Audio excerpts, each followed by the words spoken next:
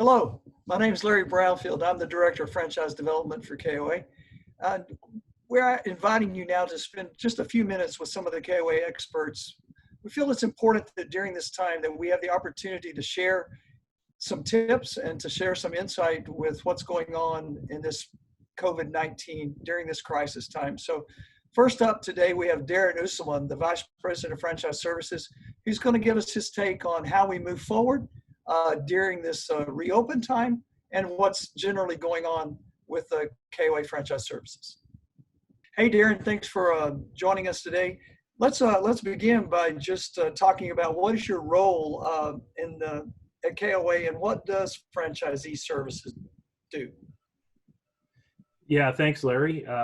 My role is Vice President of Franchise Services, and essentially myself and my team manage all the franchise relationships across North America, so for Canada and the United States.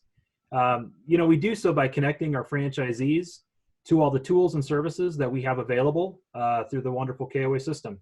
And so if I kind of describe a little bit of those in brief, we operate in 4 primary segments.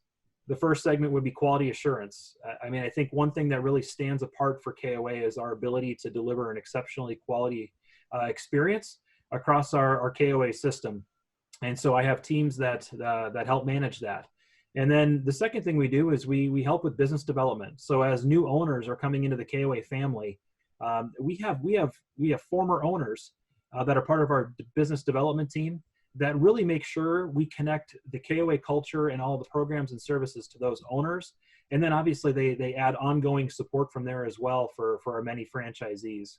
The third segment we do is training and events. And really our focus there is to make sure that our new owners are engaged from a KOA university perspective, that both our new and existing owners are engaged from an ongoing education perspective, which would be through our KOA University online.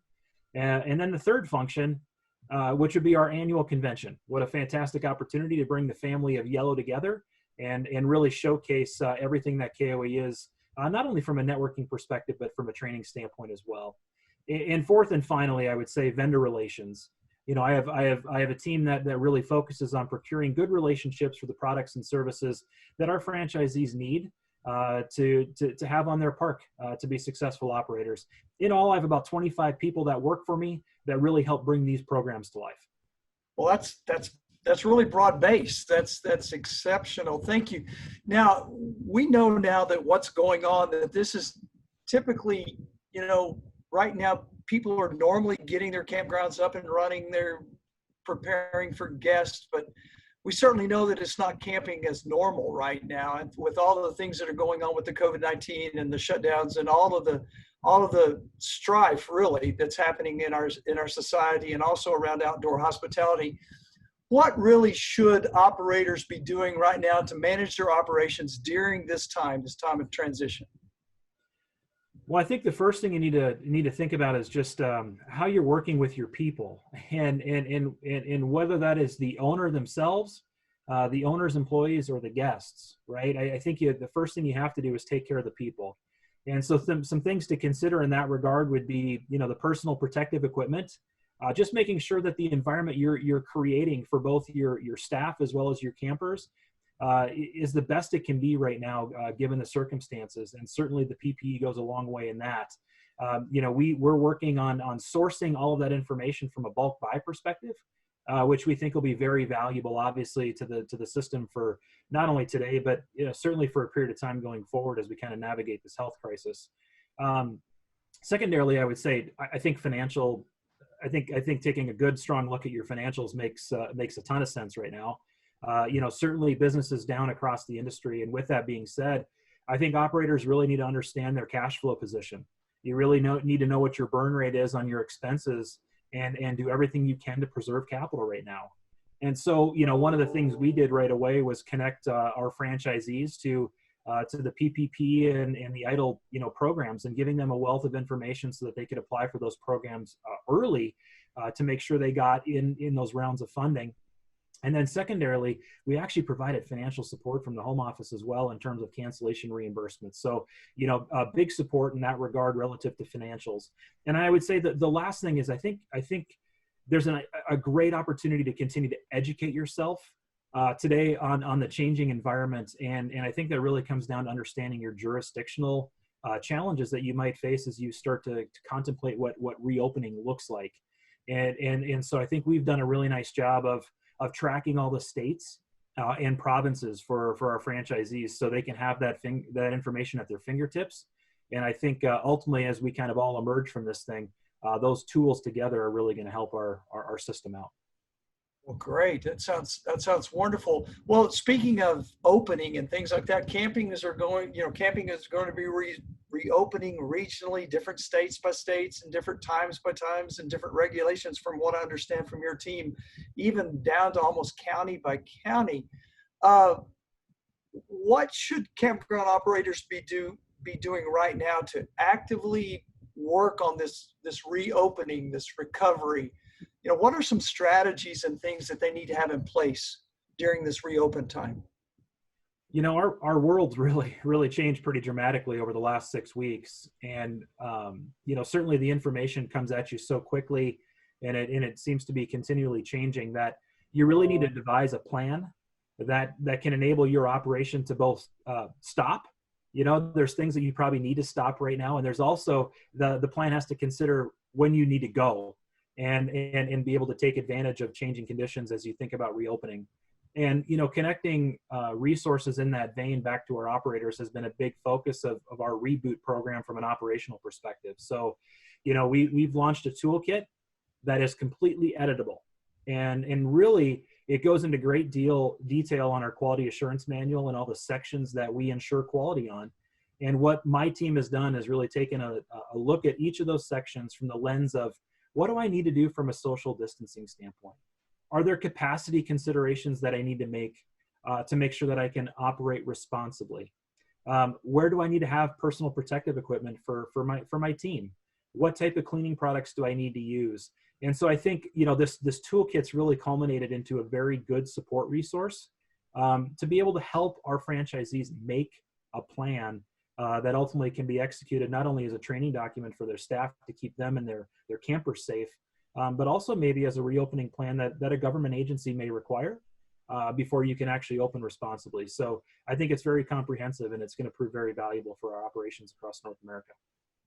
Well, it's certainly not camping like as usual. I mean, No. on the ideas that you're providing to our franchisees, and also those tips for the independent owners that are listening, finding something and putting it in place and being consistent with the application sounds like one of the keys to, for lack of a better word, keep you out of trouble as it moves through the process. But I think one of the things that I heard early on in this discussion, that communication has got to be key. And so how would you suggest the folks listening right now, how do you suggest that they communicate? What are some communicating things that need to be communicated, like cancellations or areas closed, or what kind of tips can you give us there in communicating with the campers? Yeah, great question. On the cancellation front, I think as an industry, one thing we really need to be focused on is the message of postpone, don't cancel.